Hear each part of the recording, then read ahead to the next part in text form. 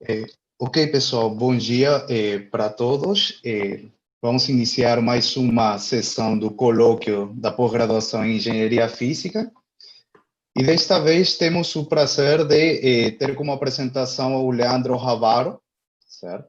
O Leandro, eu vou fazer uma breve apresentação dele aqui. O Leandro, ele possui graduação em licenciatura plena em Química pela Unesp, em São Paulo. E ele realizou também um mestrado e doutorado em Ciência e Tecnologia de Materiais pela mesma universidade, na Unesp, certo? Porém, no período do doutorado, ele realizou um sanduíche na Universidade Politécnica de Madrid, na Espanha. Bom, além disso, o Leandro, ele realizou alguns estágios de pós-doutorado, tanto no Departamento de Química e Bioquímica na Universidade de Califórnia, Santa Bárbara, nos Estados Unidos, e na USP, onde ele se encontra atualmente trabalhando.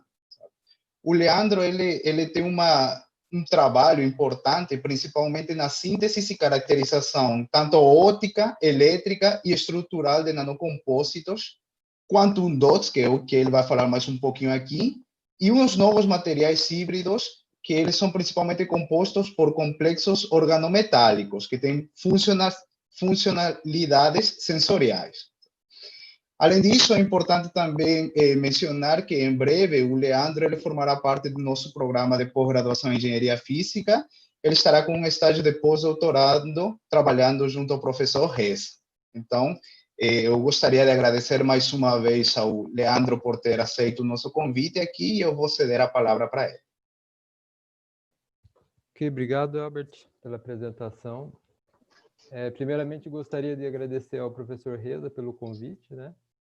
A gente chegou a trabalhar juntos lá em São Carlos e realmente eu tive um projeto aprovado pela universidade, Engenharia Física, mas estava previsto agora para o próximo mês iniciar as atividades, mas devido à pandemia a gente acabou adiando aí, né? Também não temos uma previsão de quando poderá voltar.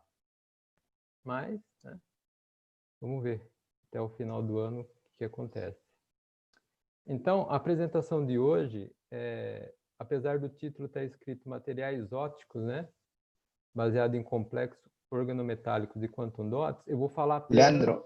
Oi? Está me ouvindo? Desculpe interromper isso. Se poderia se aproximar mais um pouquinho do microfone, que o pessoal está dizendo aqui que estava muito baixo o áudio. É que eu acho que a hora que eu me inclino aqui, o microfone... Se você se aproxima. Aqui, melhorou? Melhorou um pouco. Mas se você aproxima mais assim, o fone... Isso, aí fica ótimo. Melhorou? Tá. Isso. Então, eu vou apresentar assim, então. Então, o título que eu havia mandado para o Albert, né? É esse aqui, materiais ópticos baseados em complexos organometálicos e quantum dots. Mas aí, é aquele negócio, né? Eu vi que os dois temas iam ficar muito extenso, então achei melhor focar apenas no complexo organometálicos e talvez abordar o quantum dots numa outra oportunidade, caso houver uma outra oportunidade, né? Falar deles. Porque eu achei que vai ficar muito extenso, né? O quantum dots eu venho trabalhando há um bom tempo, né? Desde o meu mestrado, doutorado, e os complexos organometálicos eu venho trabalhando há 5 anos, mais ou menos. Então, eu achei mais interessante falar do complexo organometálicos, que é um material, na verdade, uma parte é metálica, você tem um centro metálico, de um íon metálico, e você tem os ligantes orgânicos, né? Por isso que é um composto organometálico. Uma parte é composto inorgânico e a outra parte é composto por compostos orgânicos. Já o quantum dots é um material totalmente inorgânico, é um semicondutor. Então, são dois materiais bem diferentes um do outro. Então, eu vou abordar apenas os complexos organometálicos, tá? Que, inclusive, eu adaptei o tema à questão energética, que é o tema que foi do colóquio passado, tá? Para ficar mais contextualizado, tá? Então, aqui, fazendo um gancho da apresentação passada, né? Eu acessei um link aqui de um site, inclusive está aqui embaixo, vocês podem consultar depois esse link, sobre o consumo energético, né? Então, o consumo energético gráfico referente ao ano 2018, 2019, né? Do anos anteriores, não considerando esse ano, devido à pandemia. Então, nós temos aqui o consumo energético com um aumento de 2,1%. Isso também está relacionado à emissão também de gás carbônico, tá? Em torno de 3... Não, desculpa. Esse aqui é o aumento da economia, tá? O gás carbônico está aqui, 1,7%, o aumento da emissão do gás carbônico. Esses dados desse site é baseado no G20, tá? E esse G20 é os 20 países que mais consomem energia, é responsável por 80% do consumo mundial de energia. Então, eu achei o site bem confiável, assim, nesse sentido. Mas vocês podem estar entrando lá e conferindo também. Então, o CO2 está diretamente ligado, né, ao consumo de energia também, uma vez que usinas termoelétricas também necessitam de biomassa ou recursos não renováveis para poder gerar energia, tá? E a energia também pode ser obtida através de represas, né? Você tem aí também o desmatamento de várias áreas para poder fazer a represa e gerar energia hidrelétrica, tá? Então, o consumo de energia elétrica vem aumentando. No slide seguinte, ele apresenta aqui, esse em amarelo, tá? Que é a energia elétrica, tá? Primária. Está aqui, e depois nós temos o gás, tá? E o óleo também, e a biomassa que é em verde aqui. Então, o gás e a eletricidade, ela é responsável por 6% do consumo total, sendo que metade disso aqui é o óleo e o carvão, tá? Então, só para a gente ter uma ideia do consumo. Então, pensando nisso, eu fiz aqui o que é possível fazer para poder reduzir esse consumo energético. Primeiro, né, reduzir o consumo. E segundo, o que nós, cientistas, podemos fazer é trabalhar no desenvolvimento de novos dispositivos ou novos materiais que possam reduzir esse consumo energético, tá? Então, eu fiz aqui um pequeno retrospecto sobre, por exemplo, emissores de luz que consomem energia. Então, aqui, no primeiro exemplo, nós temos a eficiência de uma lâmpada incandescente, que é 16 lumens por watts, tá? Então, ele tem uma eficiência bem baixa, a lâmpada incandescente, que, na verdade, é uma corrente que passa aqui e aquece um filamento de tungstênio, tá? Aqui, depois do desenvolvimento das lâmpadas fluorescentes, nós tivemos uma economia, sim, significativa. Aqui, a potência dela é de 70 lumens por watt. Então, atualmente, eu acho que a maioria das casas utilizam já a lâmpada fluorescente. No entanto, essa lâmpada fluorescente, ela tem as suas desvantagens. Elas têm alguns metais pesados, como o mercúrio, que podem estar poluindo o meio ambiente, tá? E na sequência aqui do lado direito, nós temos as lâmpadas de LED, que a maioria conhece, né? Agora ela está com os preços mais acessível, né? E a eficiência dela é em torno de 300 lumens por watt, ou seja, compensa muito mais você ter uma lâmpada de LED do que fluorescente. Então, agora a tendência é trocarmos as lâmpadas fluorescentes pela lâmpada de LED, que tem até uma vida mais útil. Se não estiver enganado, a vida dela é mais útil que a fluorescente. A questão também da lâmpada de LED, que ela tem alguns materiais tóxicos, né? Então, o princípio de funcionamento, na verdade, é um diodo. Você tem um semicondutor tipo NP, você tem elétrons e buracos se encontrando numa região estreita e vai, então, emitir uma luz pela combinação elétron-buraco, tá? Então, essa aqui é a nova tendência, tá? Você vai lá nas lojas, você vê bastante dessas lâmpadas de LED já com preço mais acessível. Agora, nós temos, eu não sei se todo mundo, né, já chegou a ver, são os diodos orgânicos, ou seja, os OLEDs, né? Não sei se vocês conseguem ver aqui. Ah, tá. Essa é a próxima geração de OLEDs. Então, à minha esquerda aqui, eu tenho uma lâmpada de OLED, tá? Que são Organic Light Emitting Diode, tá? É um diodo orgânico. Então, ela tem uma certa flexibilidade. Então, eu fiz aqui uma comparação do OLED do lado esquerdo com uma lâmpada de LED do lado direito, tá? Então, vamos ver aqui, ó, o OLED. O OLED ele tem a luz difusa, já o LED já é mais direcionada. Aquecimento. O OLED não aquece, já o LED aquece, tá? O OLED não tem a emissão ultravioleta, já o LED contém essa emissão ultravioleta. Em termos de eficiência, está bem próximo. Aqui é 100 no OLED e para LED é 120. Por outro lado, ela consome menor voltagem, tá? O espectro de emissão, as luzes emitidas, né, as cores. Então, aqui está igual. Tá? Tanto uma quanto o outro tem um espectro bem abrangente de luz aí. Em termos de transparência, o OLED é transparente, enquanto do LED não, e é flexível, tá? Então, você tem essa vantagem aí também da flexibilidade. Então, onde pode ser aplicado esses emissores de OLED? Pode ser aplicado nas telas de telefone, né, celulares, também televisores, tem bastante TV agora, mais modernas, né, que operam à base de OLED, e algumas lâmpadas, né? Então, essa lâmpada aqui está até meio retorcida para mostrar a flexibilidade do que seriam esses emissores de luz. E dá para fazer, claro, vários outros designs com essa lâmpada, com esses OLEDs, tá? Então, passando para o próximo slide.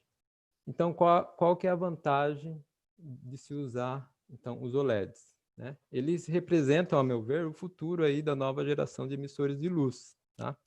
Porque eles são altamente eficientes, né? Eles operam numa voltagem até mais baixa do que o LED. Eles, então, acabam salvando a bateria, economizando em torno de 40%. Não contém metais pesados, tá? Como no mercúrio, por exemplo. Em questão de durabilidade, ele dura até mais, porque quando você dobra ele não quebra, né? Ao contrário dos outros emissores de luz, que se você dobrar, ele vai quebrar e vai estragar. E também a transparência. Tá, tá aqui. Então, para começar a falar do OLED, eu vou falar aqui uma breve história sobre o desenvolvimento, que é até para a gente poder entender melhor aí. Então, aqui eu começo, aqui do lado esquerdo, não sei se está escutando o cachorro latindo aqui, eu peço desculpa. De vez em quando vai começar a aparecer uns barulhos externos aqui. Então, do lado esquerdo aqui, eu tenho um dispositivo eletroluminescente, né? Então, o que seria isso daí? Você tem um emissor aqui, um cátodo e um anodo. Então, você injeta uma corrente elétrica e você vai obter uma luz. Esse é o fenômeno de eletroluminescência, tá? Obter luz através da excitação desse material por corrente elétrica. Então, em 1953, o primeiro dispositivo eletroluminescente foi conseguido com essa molécula aqui, que é totalmente orgânica, tá?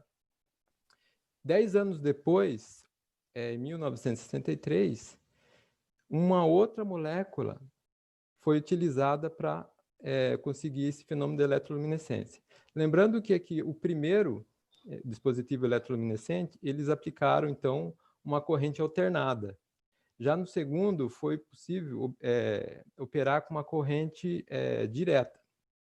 O problema aqui é que era utilizada uma voltagem muito alta, 400, né? 400 volts. Então, isso era muito grande. E eles tinham um material assim espesso. Então, para aplicação tecnológica, isso aí não era viável. Tá? Era apenas mais um conhecimento. Com o passar dos anos, né, anos depois, conseguiu-se, então, diminuir essa voltagem para abaixo de 100 volts. Tá? Como que isso foi feito? Eles eles conseguiram obter uma amostra através da evaporação resistiva, tá? Para quem não conhece, evaporação resistiva, você tem uma câmera com vácuo aqui, você coloca uma amostra, tá? E aquece ela. Quando você aquece, ela vai evaporar e se depositar num substrato e formar um filme fino aqui. Esse filme fino que conseguiram foram em torno de 100 nanômetros, tá? E aí, aqui do lado direito, está a representação, vou até colocar aqui no meio, está a representação de um dispositivo feito na época, que você tem aqui os eletrodos e aqui o material emissor, que é orgânico. E aí, sim, ele funcionou, mas funcionou por apenas alguns minutos, porque a voltagem aplicada ainda era muito grande, era em torno de 80 volts. Então, isso aqui também não era relevante tecnologicamente, tá? Então, foram feitos novos estudos para saber o que poderia ser feito para reduzir essa voltagem e aumentar o tempo de vida do dispositivo, né? Então, em 1987, né, outros autores conseguiram reduzir essa voltagem para menos de 10 volts, tá? Então, nós temos aqui um dispositivo LED mais simples e aqui desenvolvido. Então, eles conseguiram diminuir essa voltagem aumentando o número de estrutura do OLED. Então, antes, o que acontecia? Você tinha aqui o cátodo e o anodo. Tá? O que acontecia é que as espécies emissoras formavam próximos aos eletrodos. E isso diminuía a eficiência de emissão de luz. Então, quando você aplicava uma corrente elétrica, geralmente a emissão de combinação se espalhava aqui perto dos eletrodos. Então, não tinha uma eficiência muito boa. O que fizeram é colocar uma camada condutora de elétrons, tá? Aqui, e uma camada condutora de buracos. Com isso, eu fiz um zoom aqui, o que aconteceu? Esse canal de emissão, ele se estreitou. Tá? Esse canal de recombinação aqui, essa zona de recombinação, ela ficou mais estreita e aumentou a eficiência do dispositivo. Então, descobriram que colocando mais estruturas nesse dispositivo, a eficiência do dispositivo era aumentada significativamente. Tá? Então, a partir disso, nós vamos falar, então, de basicamente 3 tipos de OLEDs, tá? Então, nós temos aí os OLEDs, que é da primeira geração, que são os materiais fluorescentes, que são basicamente os materiais orgânicos. Depois, os fosforescentes, que é da segunda geração. E o terceiro da terceira geração, que são aqueles materiais que apresentam fluorescência ativadas termicamente, tá? Uma fluorescência retardada ativadas termicamente. Esses dois materiais aqui, o fosforescente e esse, eles são materiais híbridos, no sentido que apresentam uma parte orgânica e a outra inorgânica. Já o fluorescente é totalmente orgânico. Por apresentar uma parte orgânica e inorgânica, foi o que praticamente revolucionou aí a questão dos dispositivos OLEDs, tá? Antes de entrar nesse assunto, nós temos que entender como se dá o rendimento quântico interno do dispositivo, ou seja, da camada emissora.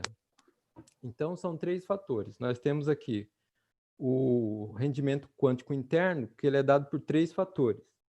O primeiro fator é spin estatístico, tá? Que depende da probabilidade da formação de éxtons singletos e tripletos. O segundo fator aqui é o rendimento quântico fotoluminescente, ou seja, quando eu excito uma amostra, por exemplo, com 10 fótons, né? E eu vou ter uma emissão lá. Então, por exemplo, se eu divido o número de fótons emitidos pelo excitado, por exemplo, se eu tenho lá, excitei com 10 fótons, mas ele emitiu 9 fótons, eu não tenho é 100%. Então, esse fator aqui, se ele for próximo de 1, quer dizer que o material é 100%, mas nem todo material consegue ter uma fotoluminescência de 100%, tá? E o último fator é o fator de balanço de carga, né, que é de elétrons e buracos. Eu divido lá o elétron no buraco, isso aí tem que ter um valor próximo a 1. Se tiver fora desse valor, próximo de 1, quer dizer que um dos meus portadores de carga ele está em excesso, e aí eu tenho que consertar isso daí, tá? Então, basicamente, é essa equação que vai me apresentar a eficiência do dispositivo, tá? Do material emissor. Então, eu vou explicar aqui, tá? Tentar explicar brevemente como que acontece isso. Aqui no meio, nós temos, então, o nosso material emissor, ok? Esse material emissor, ele é misturado em uma outra matriz, então ele está disperso numa outra matriz sólida, tá? Ele não é totalmente puro. Então, o que acontece? Olhando para esse lado aqui, no anodo, quando você aplica o potencial, é criado, então, um buraco. Esse buraco, ele vai caminhando entre as moléculas, tá? Num processo chamado oxirredução, que é diferente do LED. Então, você vai oxidando a molécula por etapa, vai tendo saltos aqui, tá? Da mesma forma, o elétron vai tendo saltos aqui de redução até chegar próximos o suficiente para formar o exciton, tá? Então, você tem aqui o buraco e aqui você tem o elétron, tá? Então, o elétron e o buraco, eles vão chegar numa distância tal que eles não vão combinar, mas eles vão estar muito próximos. Então, eles vão ter a possibilidade de formar esse exciton, tá? Que é uma partícula altamente potencial para formar luz. Então, o que acontece? Quando esse exciton, tá vendo esse exciton aqui? Ele pode se formar um exciton com os spins paralelos, tá? Os spins aqui paralelos. Isso aqui é um singleto. Mas ele pode formar outras combinações de spin aqui, que está representado aqui. Tá? Então, a probabilidade dele formar um singleto é 25%. Tá? E de tripleto, 75%, porque você tem 3 espécies aqui de exciton. Então, a probabilidade aqui é 25% singleto e 75% tripleto. Então, isso daqui é importante e é o que vai dizer como que vai ter, como o dispositivo vai se comportar, ok? Então, aqui está o primeiro material fluorescente, tá? Você tem aqui uma molécula orgânica, totalmente orgânica, tá? O que acontece? O material orgânico, geralmente, ele tem 25% de aproveitamento lá naquele rendimento quântico. Eu vou mostrar aqui por quê. Então, é o seguinte.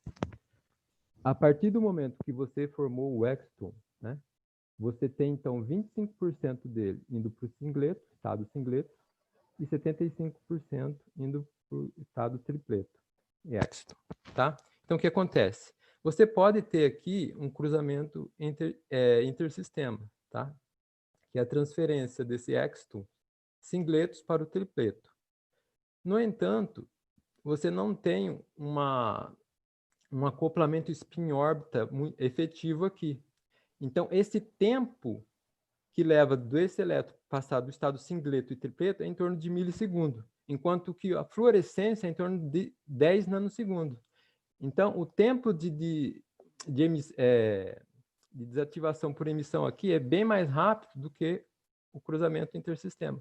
Então, é mais fácil ele emitir aqui do que ter esse cruzamento intersistema. Por outro lado, você tem spin proibido aqui. Os spins aqui é altamente proibido, então você não vai ter emissão aqui. A emissão aqui levaria em torno de vários segundos.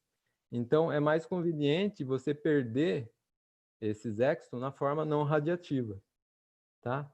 Por isso o que acontece aí, então você limita esse dispositivo fluorescente num rendimento interno, um rendimento quântico interno em torno de 25%, devido aos spin, né? Devido às estatísticas de spin, tá? Você só tem apenas 25%. E aí o que acontece? A segunda geração de OLEDs, tá? Você tem um material totalmente diferente, porque é um material orgânico metálico, ou seja, ele tem um núcleo metálico e os ligantes orgânicos. Nós temos aqui um diagrama que apresenta o nível de energia desses orbitais moleculares. Aqui do lado direito, nós temos os ligantes orgânicos e aqui do lado esquerdo, o metálico, o íon metálico e o ligante orgânico. E aqui no centro, os orbitais moleculares. Então, o que acontece? Que no material orgânico, você tem essa transição aqui, que é, deixa eu ver aqui, do pi-pi, tá? É uma ligação entre ligantes, tá? O metal, você tem a interferência do orbital D, aqui na estrutura molecular dele. Então, você vai ter uma transição que é do orbital D para o orbital π da molécula. Essa transferência eletrônica do orbital metálico para o orbital molecular orgânico da molécula, ela induz um acoplamento spin-órbita aqui muito forte, tá? Então, antes, aqui o cruzamento intersistema era em torno de milissegundos. Agora ele abaixou para picosegundos. Então, é muito mais rápido ele sair do estado singleto para o tripleto. Então, enquanto aqui a fluorescência ela era em torno de 10 nanosegundos, aqui é picosegundo. Então, até que o estado singleto pensar em querer emitir, todo esse elétron já passou para o estado tripleto, tá? Então, por isso que acontece aqui o que chamamos de tripleto totalmente preenchido.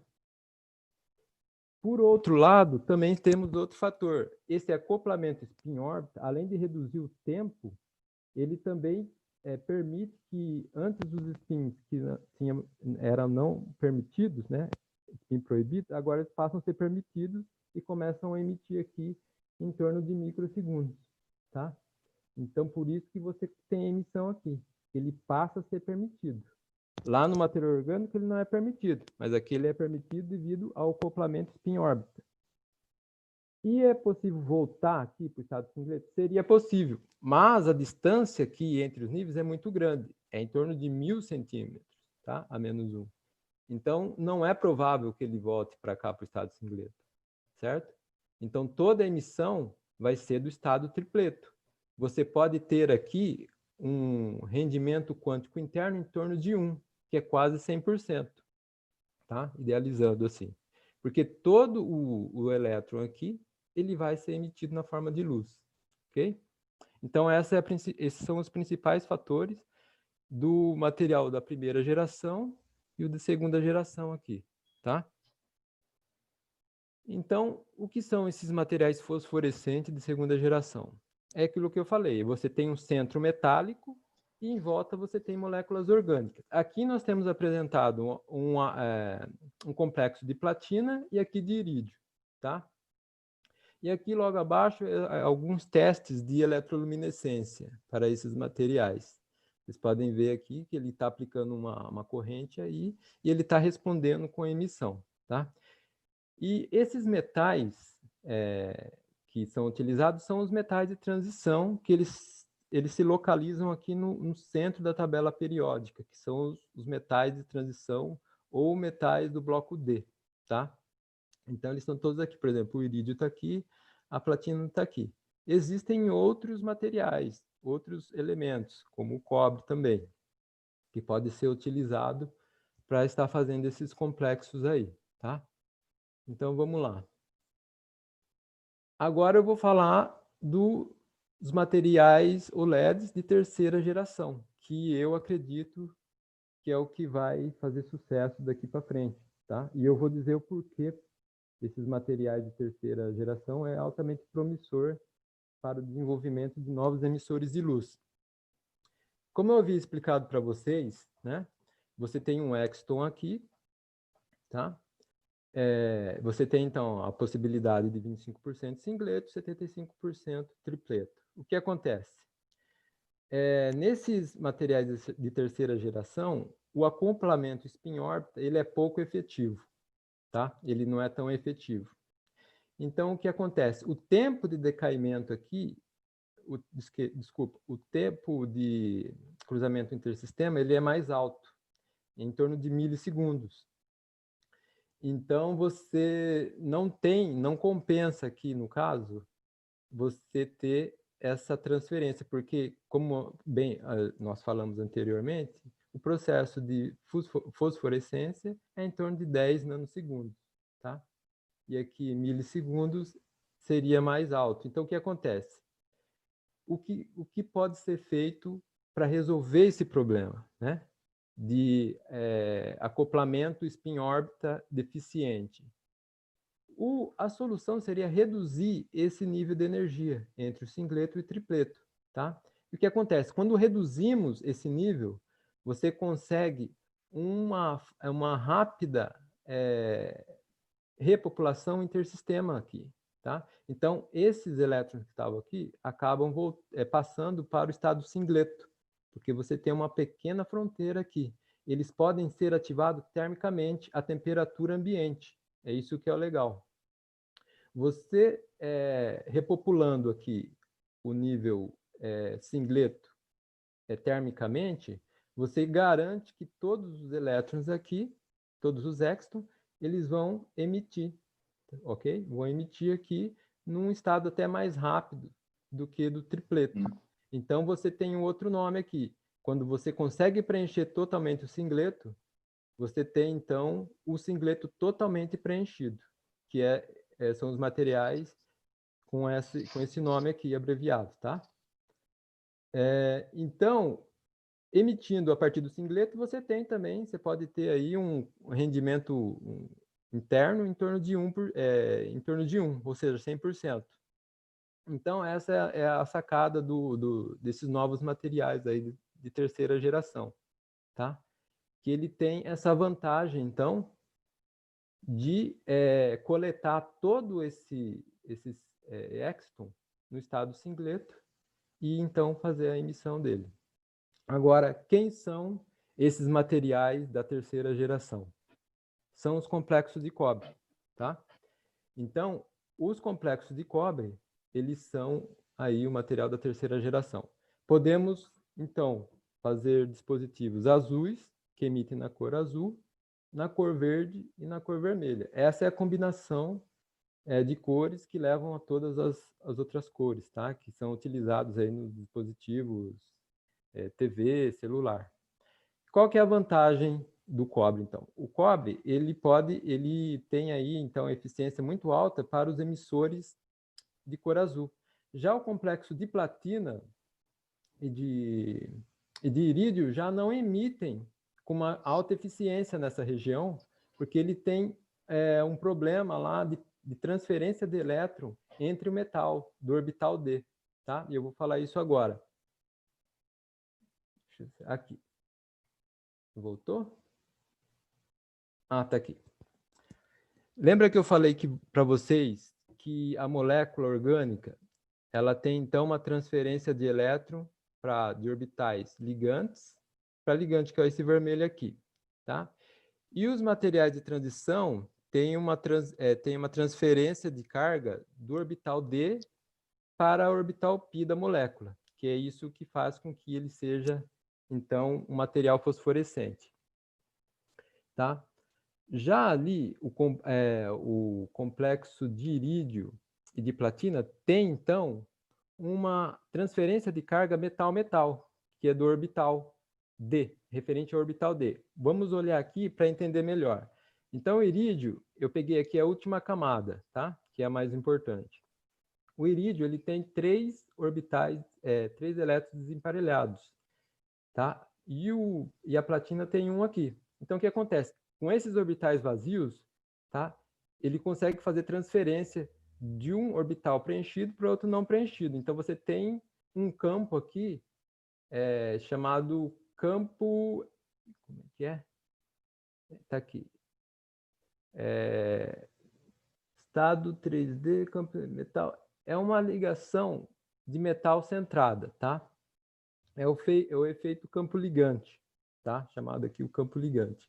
Então, esse campo ligante aqui, ele é formado exatamente acima do estado emissor dos materiais fluorescentes.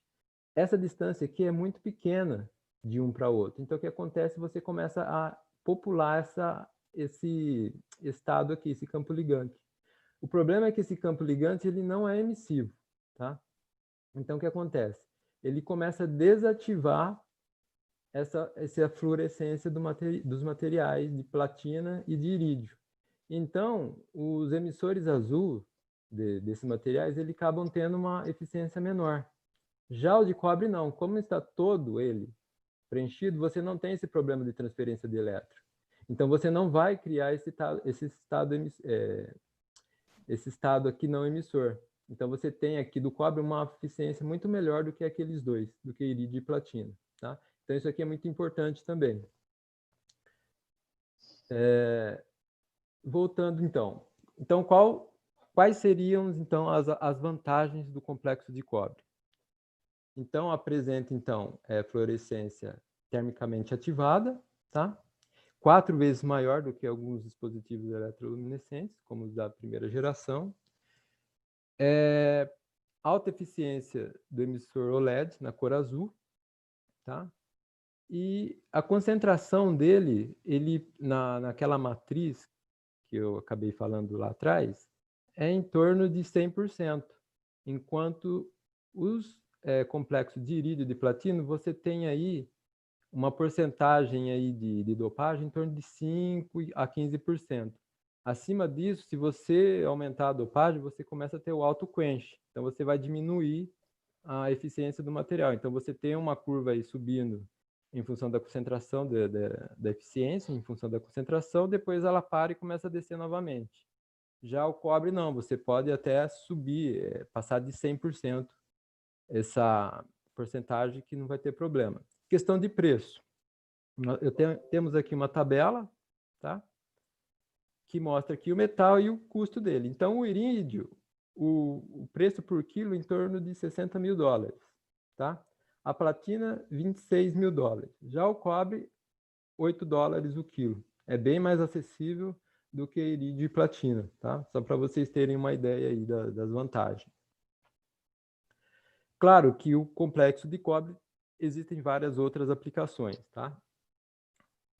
Existem, então, sensores de gás, aplicação em bioimagem, em medicina, dispositivos vapocrômicos também, que é aquele que identifica substâncias voláteis químicas, né? E o OLED, que é o que a gente focou aqui. Então, existem várias aplicações para os complexos de cobre, tá? Então, aqui está o material que eu comecei a trabalhar, que é o complexo de cobre, só que ele é tetranuclear, ok? Então, nós temos aqui um centro organometálico, formado por cobre e iodo, e aqui os ligantes de piridina ao redor dele, tá? Esse material aqui, esse complexo, ele possui duas emissões, uma emissão em baixa energia e outra emissão em alta energia, tá? Então, aqui só para mostrar para vocês, aqui. Então, essa aqui é a emissão em alta energia, diz que alta energia porque ele está numa região, baixa energia, porque ele está numa região de baixa energia, tá? E aqui alta energia, porque ele emite mais para o azul. Então, o que acontece? Ele é um material termocrômico. Por quê? Quando eu diminuo a temperatura, esse amarelo está em temperatura ambiente. Quando diminui essa temperatura, essa emissão começa a diminuir e começa a prevalecer a emissão em alta energia, em 77 Kelvin. Por isso que ele é um material termocrômico, é muito interessante no ponto de vista tecnológico, tá? Então, nós temos aqui que a emissão em baixa energia está relacionado às transições internas, né, do núcleo metálico, tá? E a de alta energia está relacionada a uma transferência de carga do íon iodo para o ligante, tá? Então, você tem duas emissões aqui. Eu fiz um vídeo aqui para vocês verem como que isso acontece, tá? Então, tá aqui o vídeo. Eu vou deixar aqui, ele tá sem som aqui, mas eu vou deixar assim mesmo, tá? Temos uma resolução aqui, sendo excitada em torno de 350 nanômetros, e ela está emitindo no vermelho. Quando colocar aqui o nitrogênio, ela vai abaixar a temperatura para 77 Kelvin. E aí ela vai mudar a cor. Então tá lá, agora foi colocado aqui nitrogênio líquido, né? E aí ela vai parar de emitir em torno de 700 e vai emitir em torno de 450. Tá aí. Então você está agora com uma emissão aí próxima do verde, né? Mais para baixo até.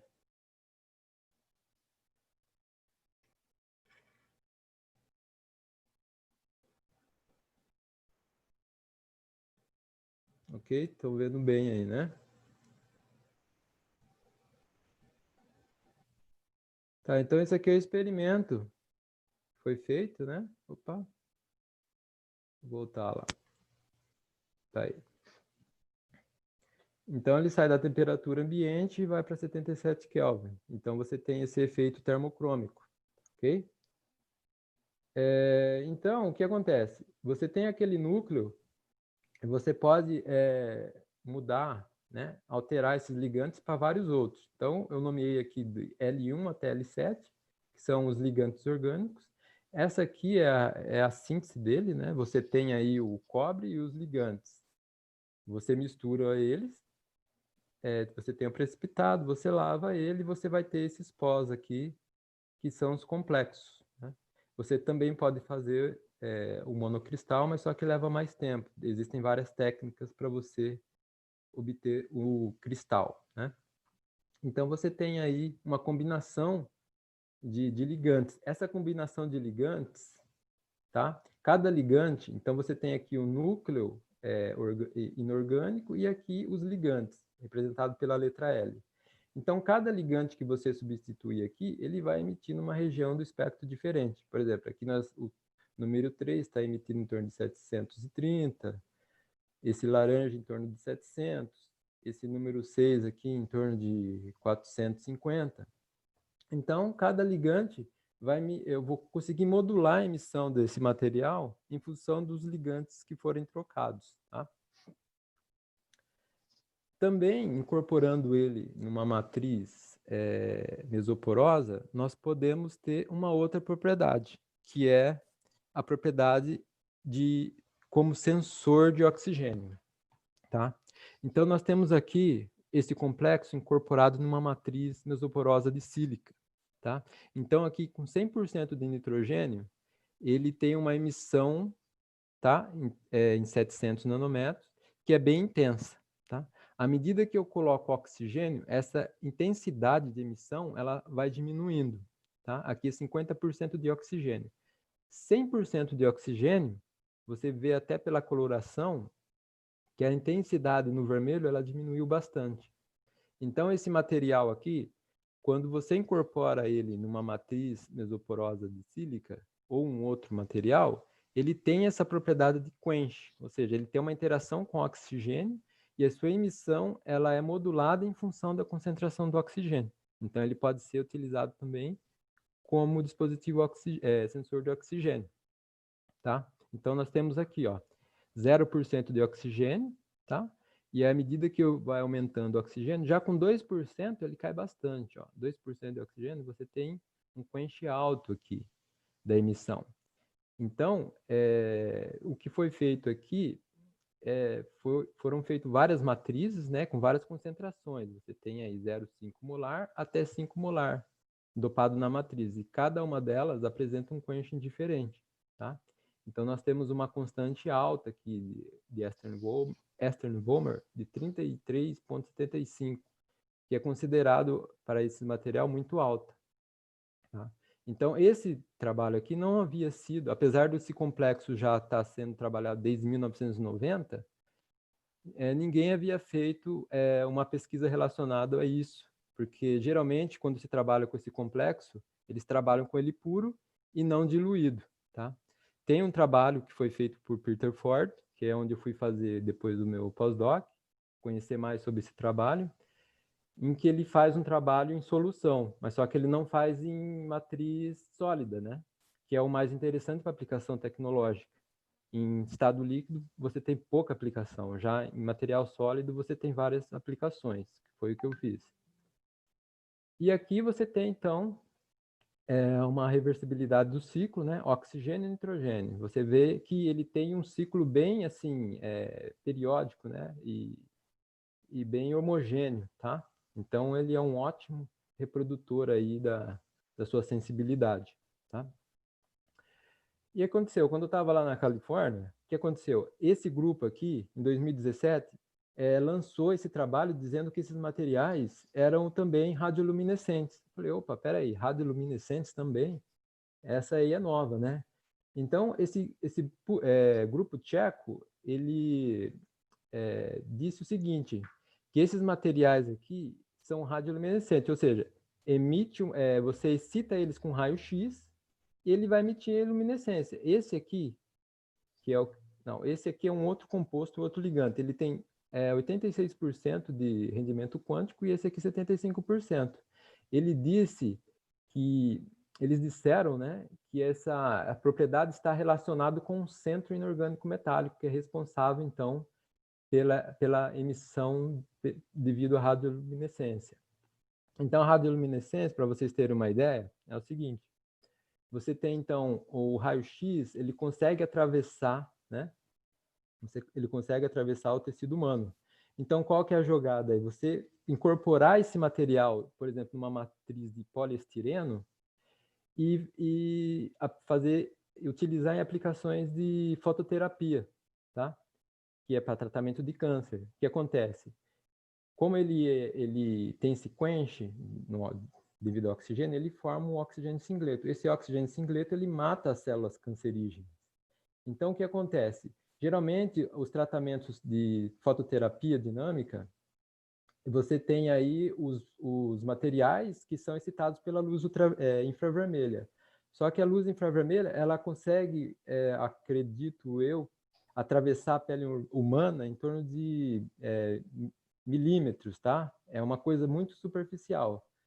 Já utilizando esses materiais de cobre, você consegue, então, uma profundidade maior, porque o raio-x ele consegue atravessar, então ele pode pegar regiões que antes aqueles materiais excitados por infravermelho não conseguia. Então, essa que é a vantagem de você obter, então, um material desse tipo para aplicação médica, tá?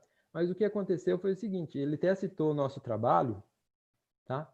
Ele até citou o nosso trabalho dizendo que ele não conseguiu um quench da emissão, né, aplicando o raio-x, tá? Mas aí eu fui procurar saber o que aconteceu, eu peguei a matriz de poliestireno, dopei lá e fiz o mesmo procedimento que eu havia feito. E eu consegui o quench. Ele não conseguiu o quench, provavelmente porque ele ele fez uma alta dopagem da matriz de poliestireno e essa alta dopagem, ela não é sensível ao oxigênio, tá? Se eu pegar a molécula em pó, fizer lá a emissão, colocar oxigênio, excitar ela, colocar oxigênio, não vai ter quench da emissão. A partir do momento que nós diluímos ela, vamos diluindo, a interação do oxigênio e molécula é maior. Então, isso ele não sabia, tá? Então, o que aconteceu? Eu peguei essas amostras, mandei lá para Toronto, para o Daniel, para fazer radioluminescência. Então, nós temos aqui a fotoluminescência junto com a radioluminescência. Eu tenho aqui, deixa eu ver, esse é o experimento de radioluminescência, tá? Eu mandei essas amostras para ele para ver se tinha também radioluminescência. E esse aqui é o experimento de radioluminescência. Ele apagou a luz, agora aplicou o raio-x. Tá vendo que a maioria das amostras, ela tem emissão de radioluminescência, tá? Quando a gente viu isso aí, nós ficamos bastante, assim, interessados em continuar esse trabalho, mas só que tivemos que parar aí o trabalho por alguns motivos, tá? Então, esse trabalho está estacionado, mas eu pretendo dar continuação a ele. Tá? Então, aconteceu isso. O grupo esse grupo que, né, fez essa reportagem desses complexos radioluminescentes, eles não têm esse conhecimento de diluição da molécula, né? Se ele tivesse lido o trabalho corretamente, ele ia ver lá que é explicado que conforme você dilui ele, esse complexo na matriz, você vai ter uma interação diferente com o oxigênio. Talvez se ele tivesse obtido uma matriz mais diluída, né, menos concentrada, ele poderia ter tido algum resultado. Então, o próximo resultado é fazer essas amostras e enviar para fazer essas medidas de radioluminescência, tá? Para ver se tem esse quench com oxigênio também. Então, aqui estão os 7 complexos, né? Você tem aí, em vermelho, você tem a radioluminescência e a linha preta você tem, então, a fotoluminescência. Você vê aqui que a fotoluminescência difere um pouco da radioluminescência para alguns deles, por exemplo, o complexo 5 e o complexo 6, tá? Isso aí tem que ser investigado também, o porquê acontece isso daí. E aqui, praticamente terminando essa apresentação, nós temos aqui, então, para quem quiser se aprofundar no tema, tem essas 2 referências aqui, tá? Que fala sobre os complexos de cobre, mais a fundo, e tem as outras aqui, tá? Mas eu recomendo essas 2 primeiras, que elas são mais diretas. E aqui é a foto do grupo, essa aqui é a professora Andréa, e esse aqui é o professor Helmut, tá? Essa foto também é bastante antiga do grupo. Aqui está o Reza também, tá? E é isso. Eu vou deixar, então, aí uns 10 minutos, tá? Para caso, se alguém tiver alguma questão, alguma pergunta, eu poder estar respondendo aí no tempo hábil. Ok? Agradeço.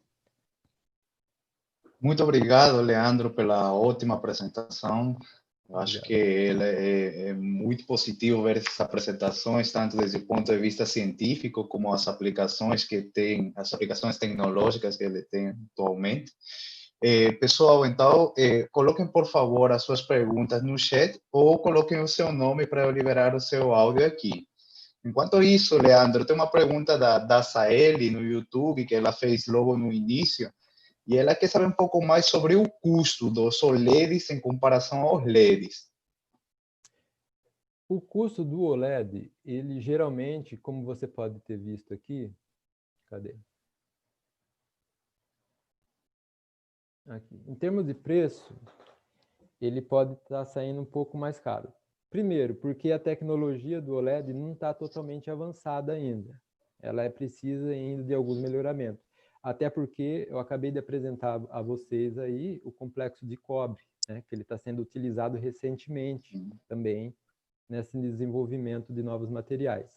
A maioria dos materiais OLED que nós temos é a base de irídio e platina. Esses materiais, como vocês podem ver, é muito caro. Consequentemente, o dispositivo emissor de luz acaba sendo caro também. Então, qual que é a sacada nossa aí para diminuir o custo desses materiais e ser mais acessível a toda a população para reduzir o consumo energético? Partir para o complexo de cobre. Então, o complexo de cobre, se tivermos mais dispositivos à base de complexo de cobre, futuramente nós vamos ter aí dispositivos OLEDs muito mais acessíveis, né? Lâmpadas de OLED e até a confecção de televisores, celulares bem mais, do ponto de vista econômico, sim, muito melhor do que nós estamos encontrando agora. Por exemplo, você tem aí celulares que têm telas OLED, né? Que é a tela de LED melhorada, tem um custo muito alto, né? Então, assim, em termos de financeiro, o OLED está muito caro. E até pela questão do design, né? Você pega aqui o design dele, você pode dobrar, né? Você pode fazer coisas que você antes não via em um emissor de luz. Então, para poder melhorar o custo, a ideia seria, então, investir nos complexos de cobre e deixar esses metais aí mais caros, né? Sim, não de lado, mas tentar investir mais no complexo de cobre por ele ser mais barato e ter as vantagens aí que eu acabei falando para vocês da eficiência dele, tanto para o dispositivo azul como verde e vermelho, ou seja, todas as cores aí. Certo. Obrigado, Leandro. Eu tenho uma pergunta, Leandro, do ponto de vista, talvez, como inexperiente nessa área, certo? Quando eu, há pouco tempo, eu fui para o mercado, né, antes de toda essa pandemia, certamente, eu vi que essas duas tecnologias existem no comércio atualmente, por exemplo, em televisões, né? Sim, A LG, ele tem a tecnologia de OLEDs, e por outro lado, a Samsung tem a tecnologia do QLED, né, dos pontos quânticos. sim, Então, como eu estava interessado por isso, aí eu comecei a fazer uma pesquisa para saber quais serão as vantagens de cada um deles. Aí entendi. muitos começaram a falar que o OLED, por ser um material orgânico, ele tem um tempo de vida mais curto que o QLED. É verdade isso? Vocês têm algo a comentar sobre isso? Sim, foi feito um estudo, eu acho que foi em 2007, 2008, em que os aparelhos de OLED realmente tinham uma vida, um tempo curto de vida devido à oxidação Uhum, desse material orgânico, porque uma vez exposto ao ar, ao oxigênio, você tem uma degradação dele, que é natural, né? uhum, Você tem um uhum, processo de oxidação do material orgânico. Mas isso aí foi lá em 2008. Então, o que eles fizeram foram aprimorar isso daí, colocando algumas camadas aí protetoras, invertendo algum processo, para aumentar o tempo de vida desse dispositivo LED. Então, por isso que eu falei, eles ainda estão em processo de aprimoramento, sim, né? uhum, Então, com certeza, os OLEDs de agora são muito mais duráveis do que os OLEDs de 5 a 10 anos atrás. Até mesmo porque eu tinha pego alguns artigos científicos que saíram agora em 2020, com lançamento de TV OLED. Se vocês procurarem aí, vocês vão ver. Geralmente em site lá do americano, porque lá chega tudo primeiro, né? claro. Lá Uhum, depois chega aqui para a gente, depois de uns 5 anos, 10 anos chega para a gente. Mas lá você pode ver que tem vários aí artigos e até propagandas que estão lançando aí novas TVs OLEDs que são muito mais duráveis, né? Ou seja, uhum, eles estão aprimorando aí é, essa, essa esses tecnologia. dispositivos, né? Então a Uhum, tendência é termos os OLEDs, que é muito mais eficiente. Os Quantum Dots, eles são bons também, mas também não é tão duráveis. uhum, Você tem uma fadiga aí. Eles são mais precisos, porque os Quantum Dots, eles têm uma emissão muito estreita, né? Então você vai ter uma definição de imagem, assim, antes nunca vista. Mas sim, tem também, está sendo aprimorado. É isso que eu ia falar também na próxima apresentação, e acabei não uhum, falando justamente para não misturar as coisas, porque eu sabia que poderia dar confusão. Porque é outra propriedade. E aí eu teria que falar, mostrar o espectro e falar da propriedade de quantum dots. Mas os OLEDs, eles têm uma imagem assim superiores assim ao do LED. Tanto é que você não tem o aquecimento da TV quando você uhum, daquela tela, né? Você não tem o uhum, aquecimento. Isso acaba prolongando a vida dele por muito mais tempo. Se você tiver um coating ali bem feito, que isole ele, porque aquilo é praticamente um plástico. O plástico é durável toda a vida, sim, né? Se você uhum. tiver um coat bem feito, você vai prolongar por muito mais tempos aí essa TV, talvez 10, 15, 20 anos. É a questão de aprimorar o processo. Aí é a parte dos engenheiros, né? Os engenheiros que tem que se virar aí para poder melhorar o processo. Ótimo, ótimo. Obrigado, Leandro. Tem mais perguntas aqui.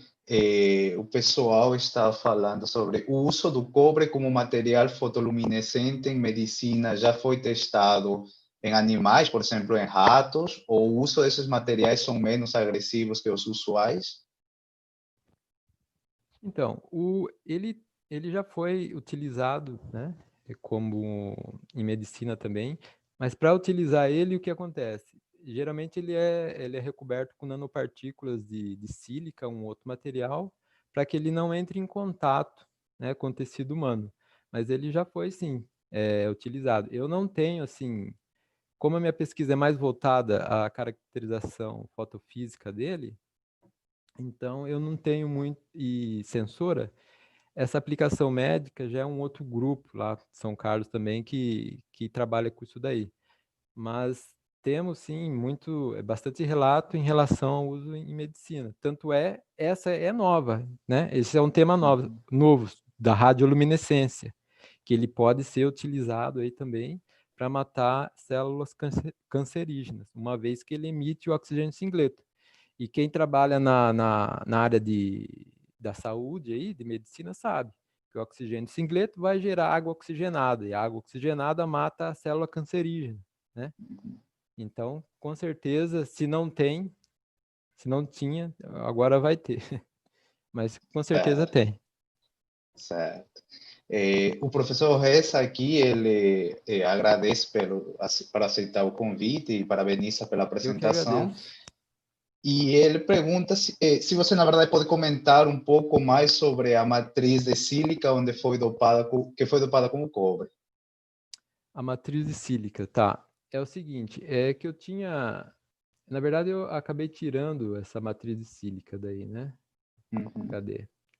Eu acabei tirando da apresentação porque eu achei que talvez ficaria muito grande a apresentação. Então, a sílica é o seguinte, essa matriz de sílica ela é obtida pelo método químico, né?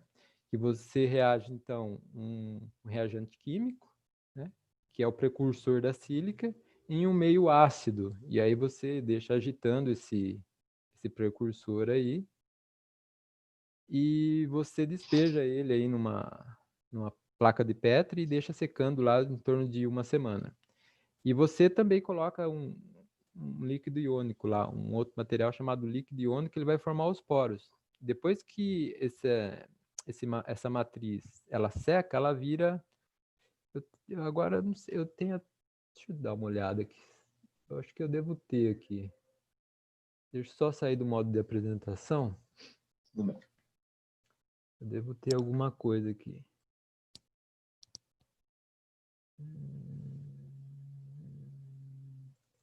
Deixa eu ver. É que eu tinha uma outra apresentação aqui, inclusive falando dos quantum dots, né?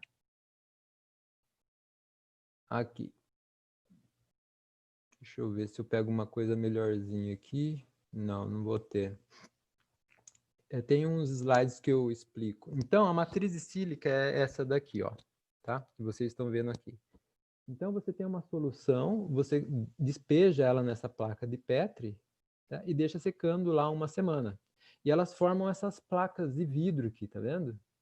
Mas se você olhar no microscópio óptico, né, você vai ver que ela tem microporos em torno de 10 nanômetros. E aí o que eu fazia era o seguinte, aqui tem quantum dots, então eu dopava essa matriz com quantum dots. Então dentro desse poros eu conseguia alojar tantos complexos de cobre, tantos quantum dots. E através disso pôde ser criado novos materiais sensores de oxigênio, porque uma vez disperso em um meio sólido, o contato entre o emissor e o oxigênio ele é muito mais efetivo. Então você consegue uma eficiência muito maior e com isso você consegue construir dispositivos ópticos sensores de gases, tipo oxigênio, né? Então é isso. A matriz ela é feita por um processo químico, uma rota fria, rota química fria, tá? E aí você tem essas matrizes obtidas na forma química e depois você também pode fazer um tratamento térmico dela a altas temperaturas, acima de 300, 500 graus Celsius também, que não tem problema. E ela continua transparente aí, da forma como que vocês estão vendo aí. Está escrito SiO2, né? Poros SiO2. Totalmente transparente, tá? Na região do visível. Certo. O Sebastião ele está perguntando se você poderia explicar mais um pouco sobre a excitação do singleto e o tripleto, que ele não conseguiu pegar muito bem. Tá. Deixa eu ver aqui.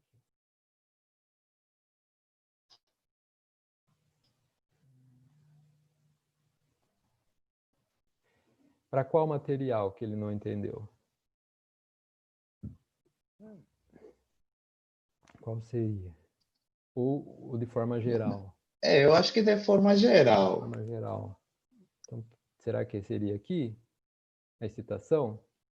Porque aqui a excitação, ela acontece... Eu acredito que foi no de segunda geração, no de terceira geração, onde você explicava um pouco mais sobre os tempos de... Será que foi esse? Segunda geração? Não. Eu Esse acredito que aqui? isso já ajuda muito. Uhum. Tá. Porque é o seguinte, o que difere, então, esses materiais organometálicos de segunda geração para de primeira geração? O principal motivo está aqui, ó, nessa transição, do metal para o ligante. Então, você tem uma transferência de carga metal-ligante. Essa transferência é que vai fazer com que haja um acoplamento spin-órbita muito efetivo. Esse acoplamento spin-órbita entre o estado singleto e tripleto vai diminuir esse cruzamento intersistema aqui para um tempo de picosegundos. Antes era em torno de milissegundos, né? Deixa eu ver. Isso, milissegundos, tá? Agora é picosegundos, é muito mais rápido. Por quê? A emissão de fosforescente aqui é em torno de 10 nanosegundos. Então, como aqui o processo é muito mais rápido, não vai dar tempo de emitir.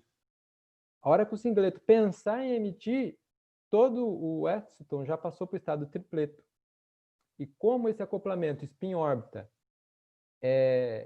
ele beneficia a transição tripleto-singleto, então você vai ter totalmente uma emissão tripleto aqui. Até mesmo porque, para voltar isso aqui é difícil, para voltar para o estado singleto, porque você tem uma distância aqui, uma separação entre níveis muito grande, tá? Esse acoplamento spin-órbita, ele demonstra lá nas equações, né? Equações quânticas, já é um estudo mais avançado, onde ele demonstra tudo isso daí que eu estou falando. O que eu estou falando aqui é uma coisa bem mais por cima, tá? Como é discutido nos artigos científicos, tá? Agora, esse review que eu deixei, lá, o segundo review, são 2 reviews, né?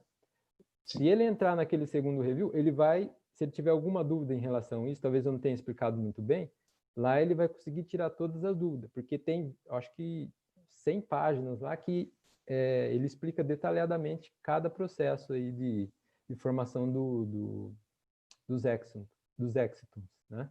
Então lá ele vai poder tirar dúvida melhor. Mas eu não sei se eu consegui tirar a dúvida dele ainda, né, sobre isso, mas é isso que acontece. Então você tem lá, você vai ter sempre isso, 25% singleto, 75% tripleto, devido à spin estatística, tá? Aí como isso acontece, aí você pode ver o desenvolvimento lá. Mas qual é o principal fator então aqui? Transição metal ligante. Esse é o principal fator que levou então à geração de materiais fluorescentes aí ao topo nos dispositivos eletroluminescentes. Agora a terceira geração já supera essa, né? Porque você vai ter a emissão diretamente do singleto. E além disso, o material é muito bem mais barato. Por isso que é a terceira geração, é a nova tendência. Certo. Ótimo, Leandro. Eu falo em nome de todos os professores do programa. De fato, a gente espera ter aqui você conosco, certo? E aproveitando isso, seria a última pergunta do professor Rafael, que ele, além de parabenizar pela apresentação, ele gostaria que você pudesse falar mais um pouquinho sobre os temas de pesquisa que você desenvolveria aqui em nosso programa. Sim. Os temas de pesquisa, então, estão relacionados, né, mais à questão dos complexos de cobre e também aí dos quantum dots. Depende tudo, assim, de colaboração do pessoal, porque sozinho ninguém faz nada, né? Certamente. Então, precisa de, assim, estudantes envolvidos, né? Outros professores também, para podermos aí começar a iniciar as atividades. Mas, assim, diretamente seria os complexos de cobre. Nós temos aí as caracterizações fotofísicas, né, que é de praxe, e também tem outras caracterizações aí, por exemplo, radioluminescência, né? Dá para fazer, assim, dá para dividir isso aí em várias linhas de pesquisa, porque o complexo de cobre, você tem o monocomplexo de cobre, o dicomplexo, o tri, e o polinuclear, ou seja, você tem um núcleo que pode ter 1, 2, 3, 4 ou mais átomos de cobre. E cada um deles vai te dar uma propriedade diferente.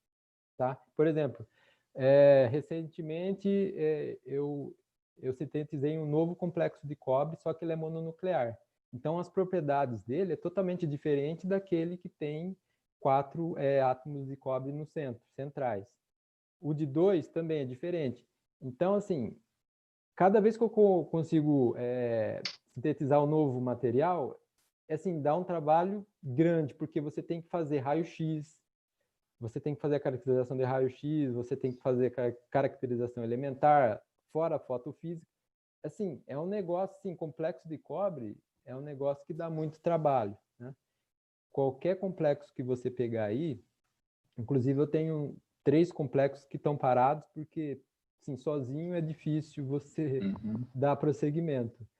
Talvez com a ajuda de mais estudantes isso pudesse render ainda mais, né? Porque aqui no Uhum. Brasil, nós temos alguns grupos que trabalham com complexo, mas com complexo de cobre é bem pouco, né? Então, assim, é um trabalho que, se você ver do ponto de vista, ele pode render muita coisa, né? Assim, na literatura ainda ele é um pouco carente em termos de rendimento de trabalho. Quando eu fui lá na Califórnia, o professor Peter Ford também estava sozinho, né? A maioria dos pesquisadores dele já tinham saído. E essa questão do quench, ele também desconhecia, né? Inclusive, ele já tinha sugerido isso para os colaboradores deles, mas eles não conseguiram fazer Uhum. justamente porque eles não sabiam fazer essa dopagem do material na matriz, porque também não é um processo trivial. E esse processo também não foi fácil para o nosso grupo, né? A gente trabalhou durante todo esse tempo, 5 anos, aprimorando esse processo de dopagem da matriz, que realmente não é trivial. Então, essa combinação complexo de cobre, seja ele trivalente, monovalente, e a matriz, se você combinar os dois, você já tem um novo material, né? Não estudados aí pela maioria dos grupos brasileiros. Então, você tem assim uma versatilidade muito grande nessa questão, né, de pesquisa. Qualquer coisa que você muda ali, qualquer parâmetro, você já tem um campo de estudo muito vasto, né? Então, a princípio, seria isso, os complexos de cobre e os quantum dots, né? A síntese, isso aí não tem problema, né? Porque eu tenho conhecimento, poderia estar passando aí para os alunos esse conhecimento, para que eles pudessem caminhar sozinhos nessa questão de síntese. E a caracterização, acho que não seria problema, né? Porque a caracterização, eu trabalhei aí na física da Unesp de Bauru, a gente recebia as amostras e fazia a caracterização. O problema era fazer a amostra, né? A amostra que realmente dava um pouco mais de trabalho.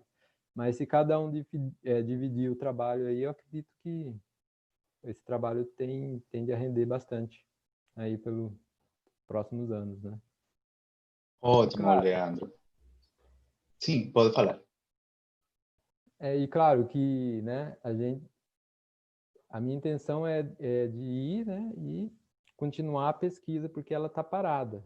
Uhum. Definitivamente parou, porque nós tivemos, todo mundo sabe aí, o corte de verba aí pelo governo desde do ano retrasado, e isso acabou afetando a pesquisa diretamente, né? Uhum. E a partir de então tudo ficou parado. Então, o que eu espero é que as coisas melhorem daqui para frente. Aí depois veio a pandemia e acabou parando de novo. Então, a gente está assim, meio que estacionado, esperando as coisas melhorarem para poder dar continuidade ao trabalho, né? Mas, assim, tem muita coisa para fazer, muita coisa mesmo. Se a gente pegar cada ponto aí, dá para fazer muita coisa.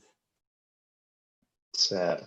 Eu agradeço mais uma vez, Leandro, pela sua participação aqui e esperamos, de fato, ter você aqui conosco trabalhando. Certamente todo mundo estará colaborando e se envolvendo com a sua pesquisa.